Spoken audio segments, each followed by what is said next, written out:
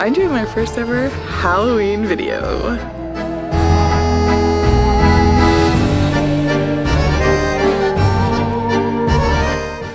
Hey everyone, this is Lindy from Love Create Celebrate. Welcome back to our channel where we help you love, create, and celebrate your homes. And today I'm doing that by sharing some very budget-friendly Halloween decor. So most of you know we are not in our old home anymore. All of my craft supplies are in boxes somewhere, but we do have dollar stores nearby. So I took advantage of that. I took some trips to the dollar store. I used very few tools and very few supplies and made some dollar store decorations that I think are really nice for adults and adult parties and also fun for kids. So hopefully you guys enjoy this video. Hopefully you find some inspo. Let's just jump into the dollar store projects. My first project today involves these nice bowls that I found at our local Dollarama. I think the bowls on their own are really nice, but I kind of wanted to do something to spice them up for Halloween. So I grabbed this wooden snake and these plastic hands from the Dollar Tree. We'll start with these faux skeleton hands. My plan here was to kind of wrap them around the side of the bowl so that it would just look like hands, skeletons holding the bowl. But obviously these pieces are pretty stiff, so I needed to do something that would help me bend the plastic. So I grabbed a heat gun and grabbed my husband and slowly started adding some heat to the plastic to help it bend around the bowl. Be careful not to put the heat gun too close to any fingers, and you may have to hold it in place for a few seconds after the heat gun is taken away while the heat cools.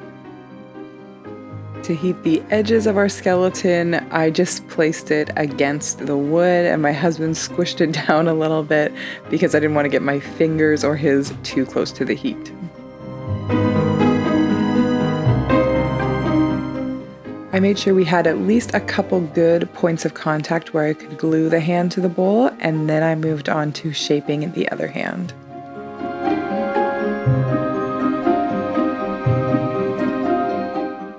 You can keep bending the ends of the arms all the way around the bowl too, but I had them bent exactly where I wanted them, so I decided just to cut off the ends with a handsaw. Then I spray painted them white because I wanted them to blend nicely with the bowl color, and also it took away some of the plasticky feel of the pieces. The final step was to use my favorite craft glue, which really glues everything really well. I found a couple points of contact where the hands hit the bowls, added glues to those spots, and then taped them onto the bowl while the glue set.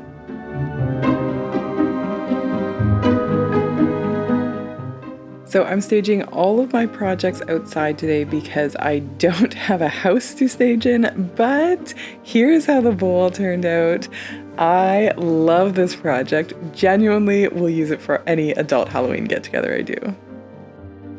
Moving on to my other bowl project, this is along the same lines as the last one, but what I wanted to do was take that dollar store snake and wrap it around a bowl, and it just fit perfectly around this one. Russ wanted my snake to look a little bit scarier, so first he added fangs using toothpicks, just stuck them into the front of the snake's mouth. Next I put some tape on the eyes because they were already black and I wanted to just leave them that way, and I took some gold spray paint and spray painted the entire snake. Then I took my favorite craft glue, again linked in the description, and attached the snake around the bowl using masking tape to hold it in place. If I was doing this a second time, I would probably put something underneath the snake because it did slide a little bit. And here's how it turned out. My husband and my kids all love this one. I am not so sure I love it as much because I feel like it looks more like a DIY than I wanted it to. But I'm still happy with the final product. What do you guys think? Moving on to our next project, I saw these large cork pot stands and I instantly had an idea for them. The arch at the top was the perfect shape. I wanted to create something that would look really nice layered on shelving, just sitting behind plates or layered with picture frames, something that I would have decorated my old coffee station with. And so I decided to buy these guys, cut them all to different heights, and create little Halloween tombstones. And as you can see, I'm just cutting these with a handsaw. No tombstone is complete without some writing on the front, so I grabbed some little wooden letters and little Halloween wooden symbols from the dollar store and started putting them into patterns and words that might look good on the tombstones. The cork was perfect for this project because it already has some texture to it that's kind of like a stone feel, but I also grabbed this stone spray paint from Rust-Oleum and gave it a couple of coats. And then I used a flat black spray paint to spray all the little letters and symbols. And then glued everything in place with the one glue I had on hand. If you're planning to lean this against a wall or something, you don't need a back for them, but I did use some of the spare cork pieces to create backs because I wanted these guys to stand on their own. And here's how they look. They are a perfect backdrop for a party display or a dinner party, but imagine how good they would look on a shelf decorated for Halloween too. I love them. Next, I'm going to be using this roll of black felt. I'm actually using this for, I think, 3 projects coming up, but this is the first one. So almost every Halloween backdrop you see these days has little bats flying around, and I figured there must be an easy, very affordable way to make a few of these. So that is what I'm using the black felt for. I found these little Halloween party bags, which I'll still use the rest of later. But I thought the bat was super, super cute, so I decided to take that out and use it to trace bats onto my felt. And no bat wall is complete without multiple sizes of bats, so I also found this silicone version, which I'll use to craft with my kids later, but I used it to cut out some larger bats.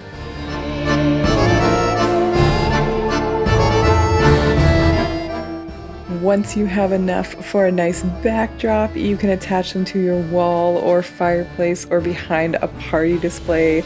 Again, I didn't really have a nice wall to stick these to this time, but when I get a fireplace, I'll attach these next year.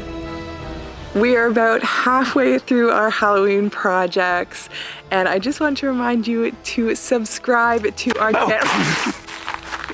It's Halloween.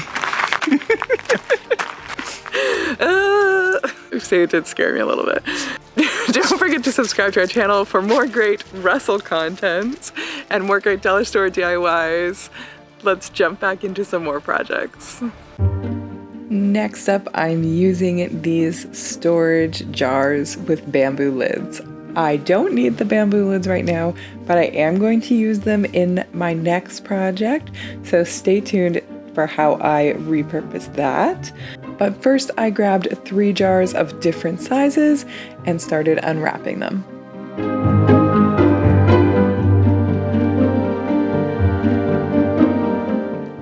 I used a flat white spray paint that could spray onto glass and sprayed all sides of them, which took multiple light coats.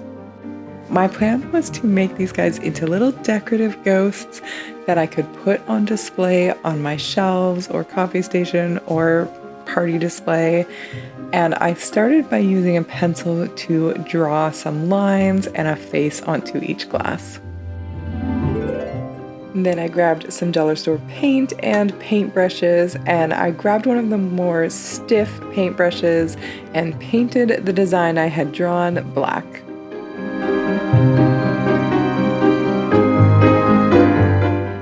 I did this on all 3 jars, and here's how they looked. I love them as little decorative ghosts.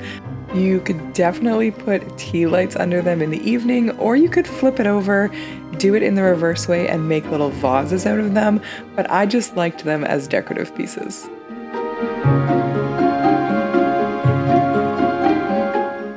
I'm always drawn to these dollar store scarves because they have some really nice colors and textures, and this kind of burnt orange one with the texture was perfect for my next project. I started by cutting a strip out of the center in it that was about 10 inches wide and just kept the full width of the scarf. Candy is such a hallmark of Halloween, so I decided to make little decorative candies. This is what I'm using the bamboo lids for, just to bulk up the inside of these candies.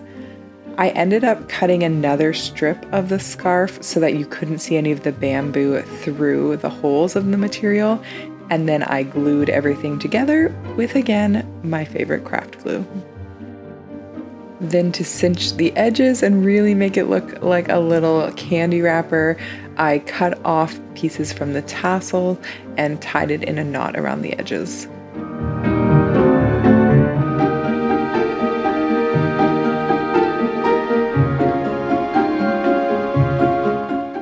And here are the little decorative candies I made. They look like they've been hand knit or crocheted. They're super cute and I love the color of them for fall and Halloween. Place them around in little vignettes or on your coffee table in a bowl. There's so many different ideas for putting these little guys on display. Next up, I wanted to share a couple of Halloween throw pillow ideas. This first one involves that felt again and any white pillow cover you have at home. I started by cutting a small black line off the edge of my felt. I wanted to use the felt to create a really minimalist Halloween design that you could attach to any throw pillow you already have at home. So I started by cutting a little square and then by hand cut out the shape of a little body and head for a tiny black spider.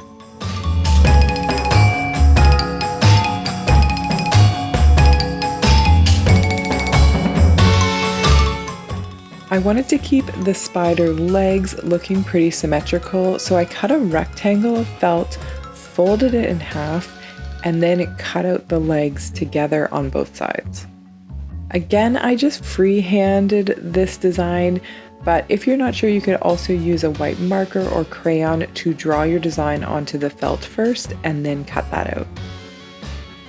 When you're ready, find a placement that you like on your pillow and then just glue them on using a nice fabric glue like Fabri-Tac, which I will link in the description below.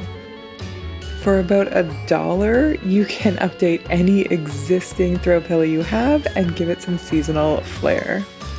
And while we're on the topic, I have one last Halloween throw pillow to share with you. This one I did using these pet beds that have this material on them that looks like Sherpa.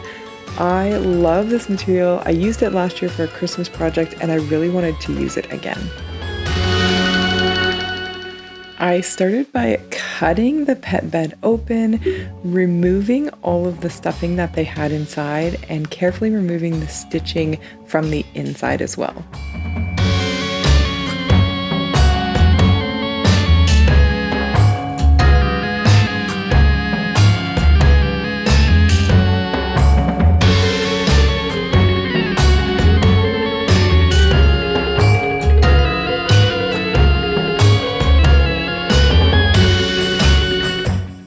Once it was all emptied, I used some fabric scissors to cut the outline of the ghost shape that I wanted. So I just gave him a nice rounded head and then cut some wiggles in the bottom to look like a floating ghost.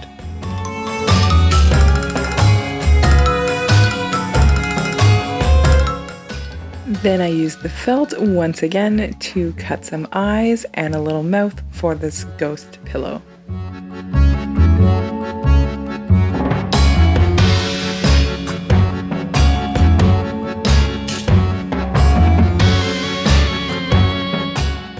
Once you have everything cut, you can put the good sides of your fabric together and stitch all the way around the outside of your pillow. If you have a sewing machine, that will be the easiest way to do it. Leave a little gap so you can put all that stuffing from the pet bed back inside and stitch up the edge. Then you can glue your eyes and mouth in place. Alternatively, you could have stitched these on before you sewed the entire pillow up, but this was a little faster and easier for me.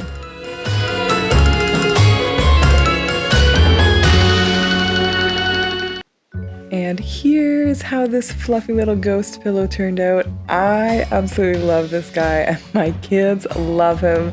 I wish I had a nice couch to stage him on with a throw blanket, but for now he's just hanging out in my kids' room with our other Halloween pillow. Thank you so much for watching. I hope you enjoyed those projects. That's the first Halloween video I've ever done. I quite liked making those projects and trying to do like a modern twist on some Halloween decor. Hopefully you liked it too. Let me know what your favorite project was in the comments below, or if you're gonna recreate any, I'd love to hear that too. Don't forget to give this video a thumbs up and hit the bell so you don't miss out on future DIY and home renovation videos. Thanks for watching.